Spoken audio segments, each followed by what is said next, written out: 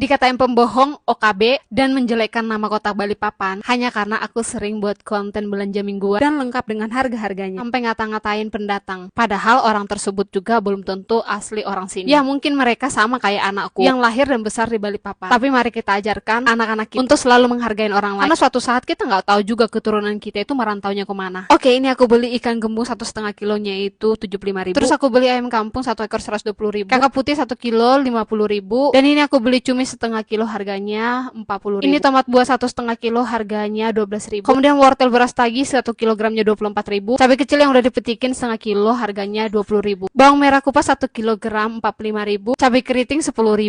Kentang 1 kilogram 24.000. Labu siam 2 biji 12.000. Kacang panjang 2 ikat seperti ini 10.000. Terong 2 biji 11.000 dan timun 2 biji 8.000, tempe daun 7.000 dan singkong 5.000 dan bayam udah turun di mana September kemarin sempat 25.000 sekarang jadi 5.000. Ini aku beli pisang barangan dan pisang raja 2 sisir ini harganya 35.000, nanas 3 biji 15.000 dan pon-pon campur ini totalnya 20.000. Jadi dari semua konten-kontenku itu pasti ada beberapa orang yang nggak suka. Ya begitulah hidup ya kan, nggak bisa kita memastikan bahwasannya semua orang itu suka sama kita. Tapi intinya selama kita tidak pernah mengganggu orang lain, masa bodoh dengan semua itu. Dan dari konten-kontenku juga banyak ibu-ibu yang kebantu, mereka jadi lebih banyak tahu harga di pasar. Dan ada beberapa orang yang jadi tahu pasar Balikpapan hanya karena sering lihat konten-kontenku. Bahkan diantara mereka adalah orang-orang yang baru pindahan ke sini. Jadi niat kita buat konten ini bukan untuk nakut-nakutin orang lain, tapi ini adalah realita harga-harga yang ada di sini, yang mungkin naik atau turun setiap minggunya bahkan tiap hari. Dan kalau kalian katakan aku OKB hanya karena melihat konten belanjaku di pasar, jadi apa yang kalian katakan itu aku aminkan kencang. Ya Allah, semoga aku jadi orang kaya benar. Dan rata-rata yang ngomong itu adalah bukan followers. Ya udah, kalian follow aku dulu deh.